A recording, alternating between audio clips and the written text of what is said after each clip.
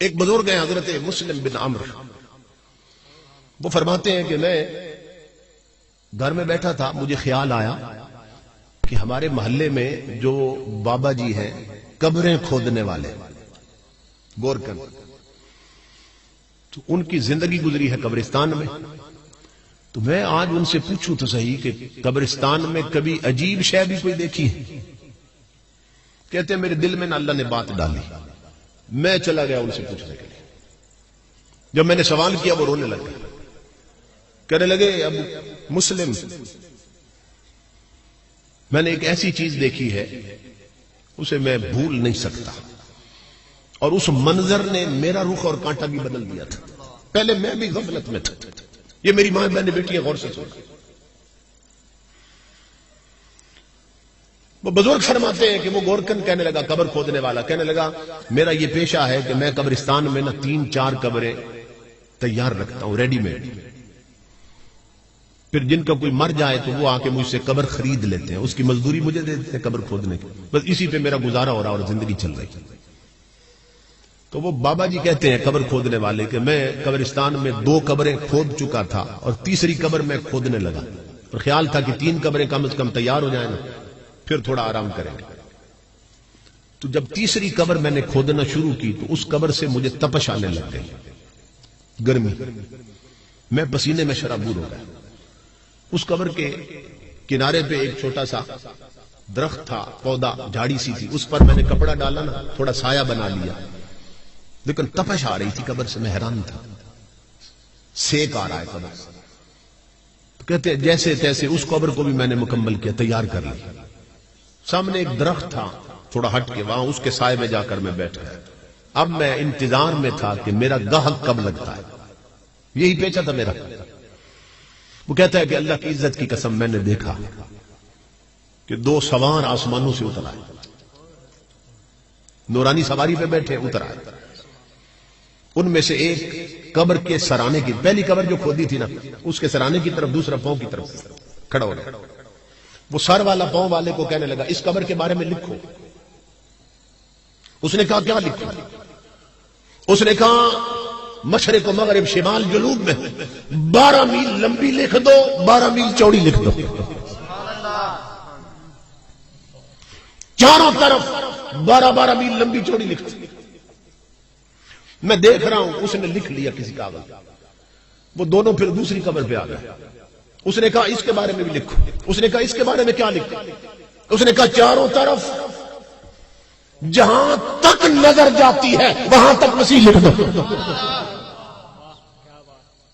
اس نے وہ بھی درج کر دی۔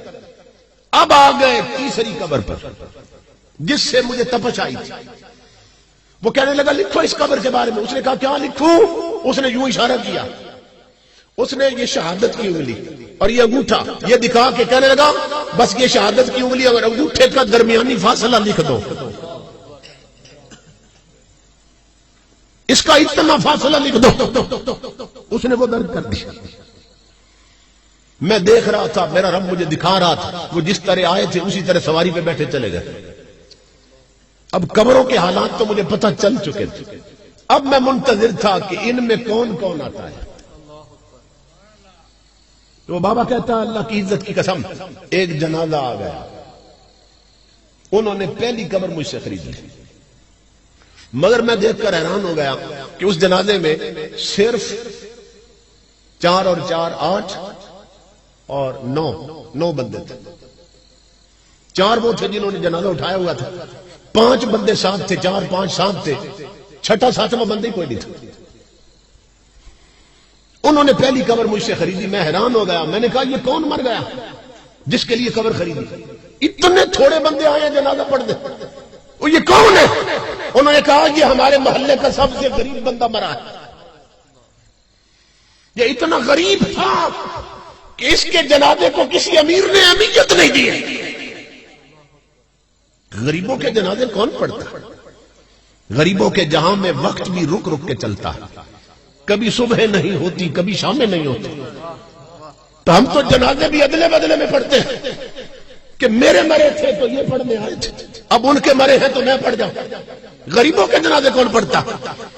وہ کہنے لگے یہ اتنا غریب تھا کہ اس کے جنازے میں بھی کوئی نہیں آیا اور ہم نے چندہ کر کے اس کے کفن دفن کا انتظام کیا. اتنا غریب اور اسی چندے سے تجھے قبر کی مزدوری بھی دی ہے. میں نے ان سے پوچھا, میں نے کہا آپ بتاؤ مجھے, بے شک غریب تھا مگر اس کا کردار کیسا تھا؟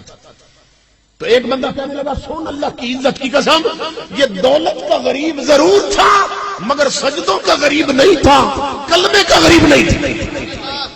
یہ گلی میں چلتے ہوئے بھی اپنے نبی پہ درود پڑھتا رہتا, یہ بیٹھا ہوا بھی کلمے کا ورد کرتا رہتا, اس کا اکثر وقت مسجد میں بیتتا تھا, یہ وضو میں رہتا تھا. کہتا ہے میں نے اس کی مزدوری واپس کر دی. میں نے کہا اس ثواب میں بھی شریک ہوتا, جسے 12 میل لمبی 12 میل چوڑی مل رہی ہے, یہ تو اللہ کا نیک بندہ ہے. میں نے پیسے واپس کر دی. وہ دفن کر کے چلے گئے. میں پھر درخت کے نیچے بیٹھا تھا, انتظار میں تھا اب دوسری میں کون آتا. کہتا ہے پھر ایک جنازہ آ گیا. کچھ وقت کے بعد انہوں نے دوسری قبر مجھ سے خریدی اور اس پر میں اور حیران ہوا. کس بات پر؟ کہ اس بندے کے جنازے میں صرف وہی بندے آئے تھے جنہوں نے اس کی چارپائی اٹھا رکھی تھی. 4 بندے 5واں بندے کوئی نہیں تھے. میں حیران ہوا. میں نے کہا یار وہ یہ کون مر گیا؟ اتنے تھوڑے بندے آئے جنازہ پڑھ گئے, صرف 4 بندے, یہ کون ہے؟ وہ کہنے لگے یہ ہم بھی نہیں جانتے یہ کون ہے, یہ مسافر ہے, پردیس میں مر گیا ہے, یہ کہیں اور کا رہنے والا, سفر میں مرا ہے, ہم نے پردیسی سمجھ کے اس کا کفن دفن کیا, ہمیں نہیں معلوم یہ کون ہے. وہ بابا کہتا ہے قبر کھودنے والا میری چیخ نکل گئی. میں نے انہیں کہا تم تو نہیں جانتے یہ کون ہے مگر میں جانتا ہوں یہ کون ہے. یہ کوئی محمد عربی کا سچا غلام آیا ہے, یہ کوئی رب کا ولی آیا ہے کہ جسے حد نظر تک وسیع قبر مل گئی. یوں فیصلے ہوتے ہیں. اس کی مزدوری بھی واپس کر دی میں نے, اس کو دفن کر کے چلے گئے. بابا کہتا ہے میں پھر درخت کے نیچے اب منتظر تھا اس تیسری میں کون آتا. اب سننا غور سے, تیسری میں کون آتا. یہ بہت بڑے اللہ کے ولی ہیں جو بیان کر رہے ہیں. کہتا ہے کچھ وقت گزرا, ایک جنازہ آیا. جنازہ کیا تھا؟ پیچھے عوام کا سیلاب آیا ہوا تھا. چودھری, ملک مار, راجے مہاراجے سب جنازہ پڑھنے آئے تھے. ایم این اے, ایم پی اے, ناظم, پٹواری سب آئے ہوئے تھے. کلاس 1 آفیسر سب جنازہ پڑھنے آئے تھے. اور جنازے پر نا میت کے اوپر ویلوٹ مخمل کی چادر پڑی تھی اور اوپر پھولوں سے لدی ہوئی تھی. انہوں نے تیسری قبر خرید لی مجھ سے.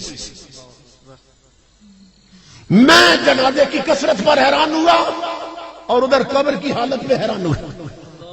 میں نے ایک بندے کو الگ کیا. میں نے کہا یار یہ کون مر گیا, کس کے لیے یہ قبر خریدی ہے؟ وہ کہنے لگا یہ ایک وڈیرے اور امیر کی بیگم مر گئی ہے, بیوی مر گئی ہے. میں نے کہا یہ کیسے تھے؟ انہوں نے کہا ان کے گھر میں دولت تو تھی مگر نبی کی شریعت نہیں تھی. پیسے نے انہیں غافل بنایا ہوا تھا. ان کے گھر کے مصلی ویران رہتے تھے, گھر کی الماری میں قرآن پڑا رہتا مگر گھر میں گانے چلتے تھے. غفلت تھی, دولت نے انہیں رب رسول کا باغی بنا رکھا. پیسہ نا انسان کو بگاڑ دیتا. کہاں یہ غافل تھی, بے پردہ گھر سے نکلتی تھی اور جیسی خود تھی ویسی عورتوں سے اس کے یارانے بھی تھی. اس کی سہیلیاں بھی بے پردہ بے حیا. وہ بابا کہتا ہے قبر کھودنے والا مسلم, اس دن سے میرا کانٹا بھی بدل گیا, میری غفلت کی پٹی بھی اتر گئی اور مجھے یہ بات سمجھ آ گئی کہ یہاں قبرستانوں میں زمین کے نیچے یہاں عہدے نہیں چلتے, ذات نہیں چلتی, دولت نہیں چلتی. یہاں اگر چلتی ہے تو صرف مدینے والے کی غلامی چلتی ہے. یہاں تاجدار کائنات کی تابعداری چلتی ہے, یہاں اور کچھ نہیں چلتا ہے. اس لیے میرے بھائیو, آپ جس بھی خاندان سے ہو, جس عہدے کے ہو, مرو گے تو ہر کوئی اٹھا کر خاک میں ملا آئے گا اور مٹی ڈال کے پلٹ آئے گا. اور وہاں پہنچتے ہی ٹوٹلی طور پر حضور کی شریعت شروع ہو جائے گی، جس شریعت کو کبھی اہمیت ہی نہیں دی تھی، جس کو پڑھنے اور سمجھنے کی کبھی طلب ہی پیدا نہیں ہوئی تھی، مرنے کی دیر ہے، ٹوٹلی طور پر وہاں بات ہی حضور کی شریعت کی شروع ہو جائے گی۔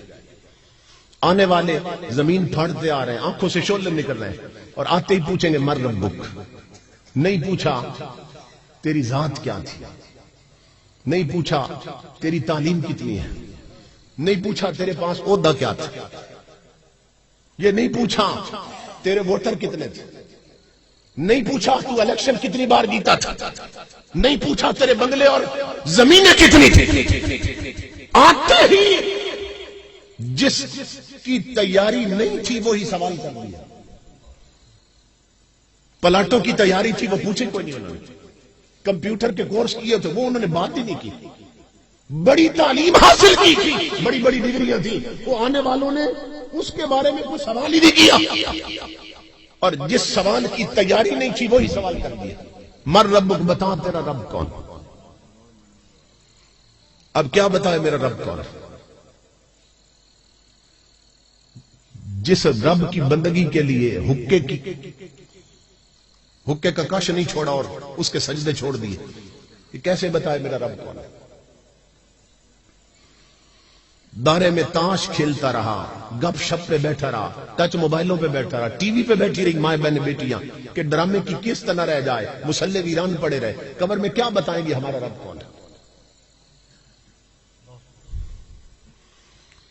جن لوگوں کا رشتہ مسلح سے قائم نہ ہو سکا، سجدے نہ کر سکے، ان کو رب کی جان پہچان کیسے ہو سکے؟ وہ کیا بتائیں ہمارا رب کون؟